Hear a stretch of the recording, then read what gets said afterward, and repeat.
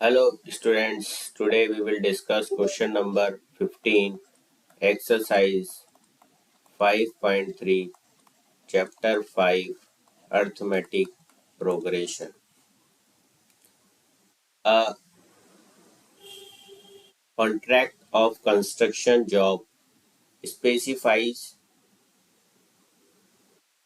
a penalty for a delay of completion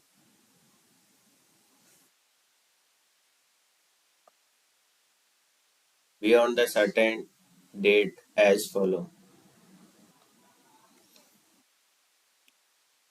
Rupees 200 for a first day, 250 for the second day, 300 rupees for the third day, etc.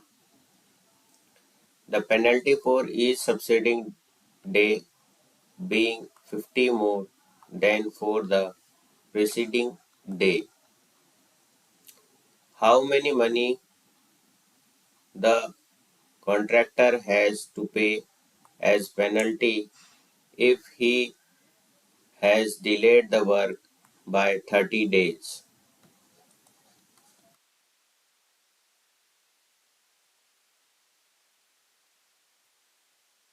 Here, penalty for delay on first day,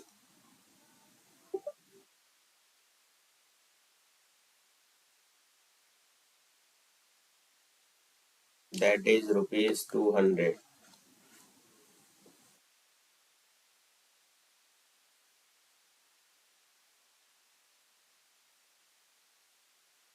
Okay.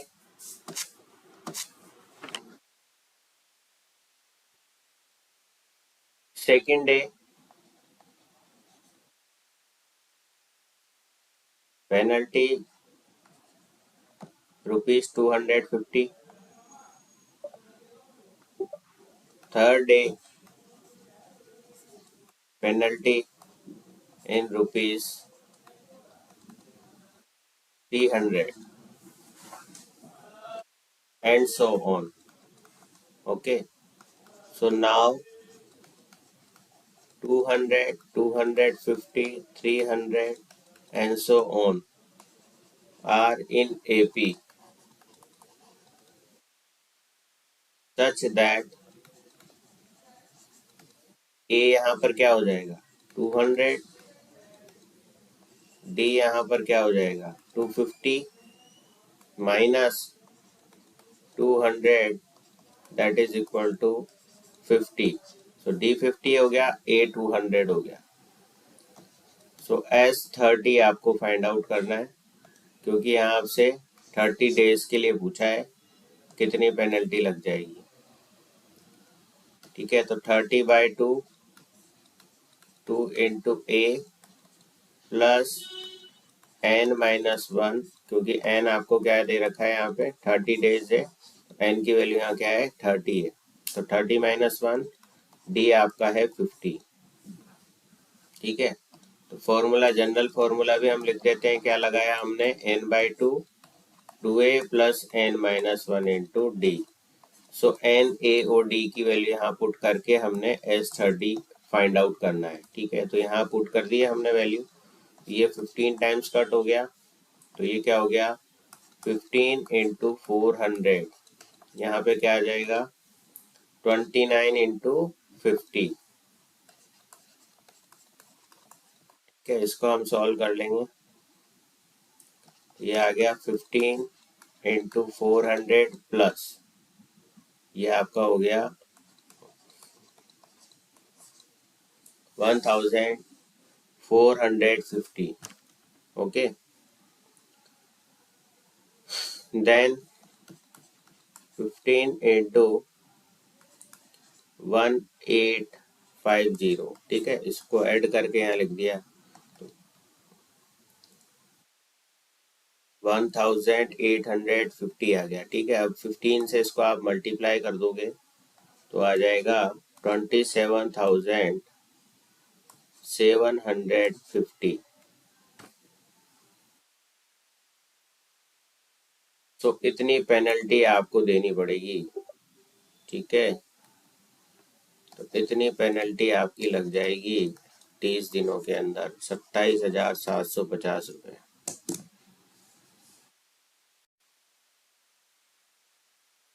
Next question, question number 18। It is a very important question. A spiral is made up of successive semicircles with centers alternatively A and B, starting with center A से start हो रहा है ये, ठीक है, with of a radii of 0.5, यानी कि A से B तक ये जो रेडियस है ये 0.5 है इस सेमी सर्कल के लिए, ठीक है। फिर 1 आ गई, ठीक है। तो अब ये वाला सेमी सर्कल हो गया तो इसकी रेडियस क्या हो जाएगी आपकी, 1 हो जाएगी, ठीक है। And so on 1.5 2 centimeter as shown in figure. What is the total length of such a spiral made up of 13 consecutive semicircles? पाई की वैल्यू आपको दे रखी है 22/7 और length of the successive semi circle वो हो गई आपकी L1 L2 L3 L4 with the centre at A and B respectively, ठीक है। तो यहाँ पर आपको क्या लिखना है, length of a semi circle. तो ये क्या फॉर्मूला हो जाएगा, 1/2 2 पाई r। तो यहाँ से क्या आ जाएगा आपके पास, पाई r आ जाएगा। तो लेंथ ऑफ सेमी सर्कल क्या हो जाएगी आपकी, पाई r हो जाएगी, ठीक है। L1 क्या आ जाएगा आपके पास, पाई r1 आ जाएगा, यानी कि 0.5 पाई सेंटीमीटर। इसी तरीके से L2 की बात करेंगे तो पाई r2 हो जाएगा, तो ये आपके हो जाएगा 1 पाई सेंटीमीटर, ठीक है ना। क्योंकि यहाँ पर क्या था, ये ए से बी तक ये वाला जो L1 है और ये जो आपका सेमी सर्कल बन रहा है यहाँ रेडियस 0.5 है। फिर इस वाले सेमी सर्कल के लिए रेडियस आपकी क्या है, 1 है। ये यहाँ से यहाँ तक बी से लेकर यहाँ तक रेडियस आपकी क्या हो जाएगी, 1 हो जाएगी, जैसे यहाँ पर दे रखा है आपको। फिर 1.5, फिर 2 सेंटीमीटर एंड सो ऑन, ठीक है। सो L3 आपकी हो जाएगी पाई r3, यानी कि 1.5 पाई centimetre.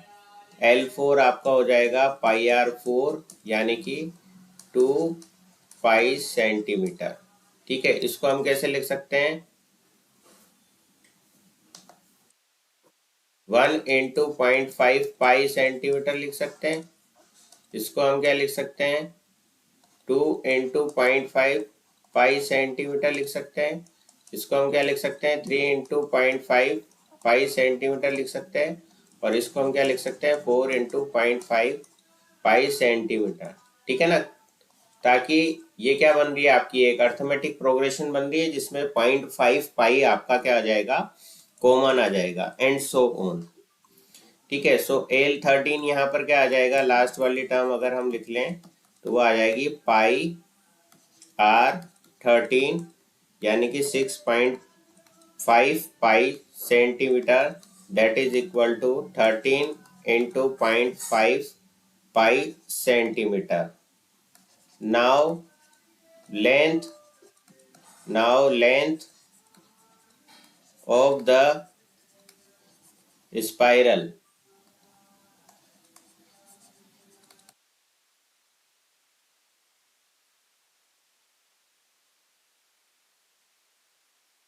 that is equal to L1 plus L2 plus L3 plus dash dash dash plus last में क्या आ जाएगा, L13 आ जाएगा, ठीक है। तो 0.5 पाई आपने कॉमन लिया, यहाँ पर क्या आ जाएगा, 1 plus 2 plus 3 plus 4 plus dash dash dash plus 13 आ जाएगा, ठीक है। दिस इज इक्वेशन नंबर 1 आप कंसिडर कर लो, ठीक है। इसको आपने इक्वेशन 1 बोल दिया, ठीक है ना, 1 बोल दिया यहाँ पर।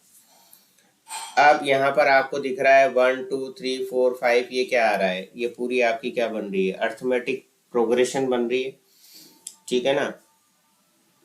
सो S13 आप निकाल लोगे 1 + 2 + 3 + 4 डैश डैश डैश 13 यहाँ पर। तो यहाँ पर S13 क्या आ जाएगा 13/2। ए आपका यहाँ पर 1 है और एल आपका यहाँ पर 13 है। ठीक है, तो 13/2 × 14, ये 7 टाइम्स कट हो गया। 13 × 7 दैट इज इक्वल टू 91। तो S31 क्या आ गया 91 आ गया। तो बाय इक्वेशन 1 यहाँ पर इसकी जगह पर हम क्या रख देंगे 91 रख देंगे।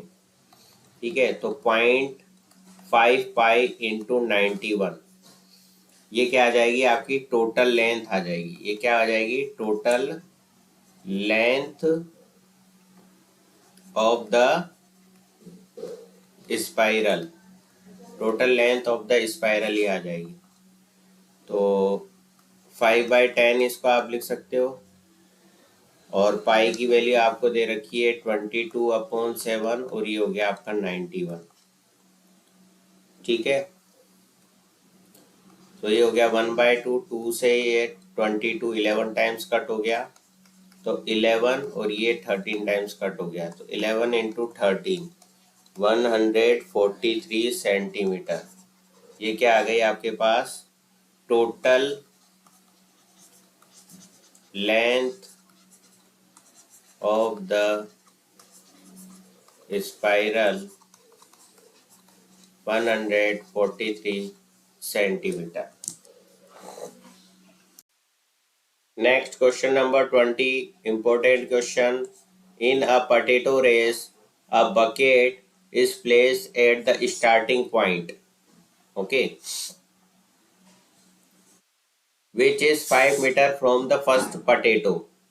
ये जैसे फर्स्ट पोटैटो यहाँ पर रखा हुआ है और ये 5 मीटर डिस्टेंस इन्होंने दे दी और ये आपकी बकेट रखी हुई है यहाँ पर। And the other potato are placed 3 metre apart in a straight line. फिर ये 3 मीटर अपार्ट ये यहाँ और पोटैटोज इस पे रखे हुए हैं स्ट्रेट लाइन पे।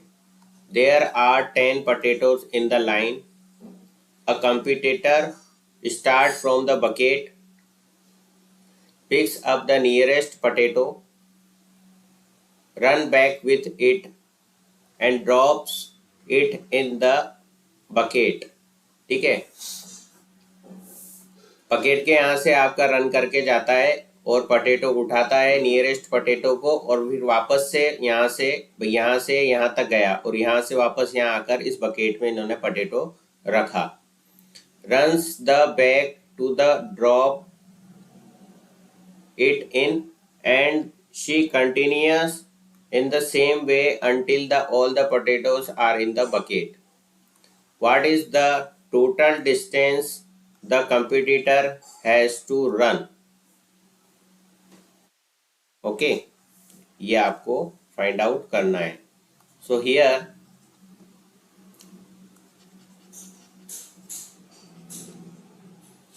number of potatoes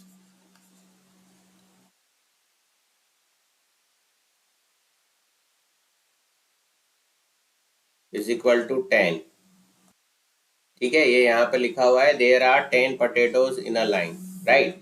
तो सबसे पहले हमने लिख दिया कि नंबर ऑफ पोटैटोज कितने हैं 10 है। The up down distance of the bucket,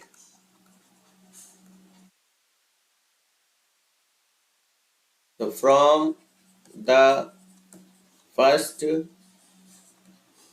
potato 5 metre into 2 that is equal to 10 metre वो चला क्योंकि 5 मीटर जाने के बकेट से यहाँ पर 5 मीटर गया क्योंकि यहाँ पोटैटो यहाँ पर रखा हुआ है और 5 मीटर ही वापस आकर के इसमें उसने पोटैटो को रखा। तो ये डिस्टेंस कितनी हो गई 10 मीटर उसने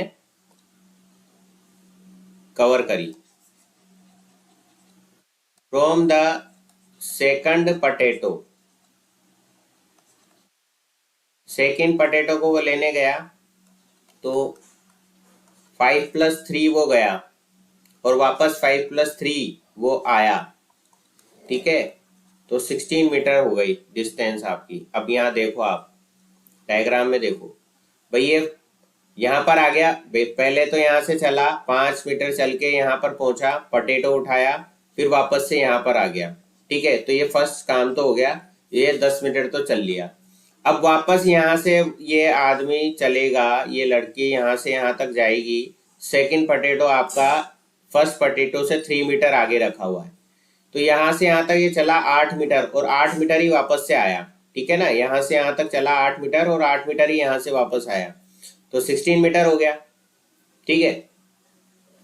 इसी तरीके से थर्ड पोटैटो के लिए उसको जाना पड़ेगा, फ्रॉम द थर्ड पोटैटो 5+3+3, क्योंकि अब 3-3 मीटर पर पोटैटो रखा हुआ है, ठीक है ना, इंटू ट्वाइस हो जाएगा, तो 11 इंटू 2 यानी कि 22 मीटर आ जाएगा, ठीक है। फ्रॉम द फोर्थ पोटैटो, ठीक है, हो जाएगा 5+3+3+3 इंटू 2 यानी कि 14 into 2 that is equal to 28 metre, ठीक है ना, एंड सो ऑन, इस तरीके से ये चलता चला जाएगा। तो 10 आया सबसे पहले, फिर 16 आया, फिर 22 आया, फिर 28 आया। आर इन एपी, ये क्या बन गई आपकी अर्थमेटिक प्रोग्रेशन बन गई साहब, सच दैट यहाँ पर ए आपका हो गया 10, डी हो गया common difference 16 minus 10 that is equal to 6। S N का फॉर्मूला क्या होता है, n/2 2a plus n-1 into D. सो S10 आपको निकालना है क्योंकि 10 पोटैटोज हैं, तो 10/2 2 इंटू 10 प्लस 10-1 और डी आपका है 6। सो ये हो गया 5 टाइम्स कट हो गया, तो S10 आ गया 5 इंटू 20 प्लस 9 इंटू 6, तो ये हो गया आपका 54 यहाँ पर मल्टीप्लाई के बाद, तो ये हो गया आपके पास 5 into 74 that is equal to 370 metre, ठीक है। तो the competitor has to run a total distance of 370 metre, okay.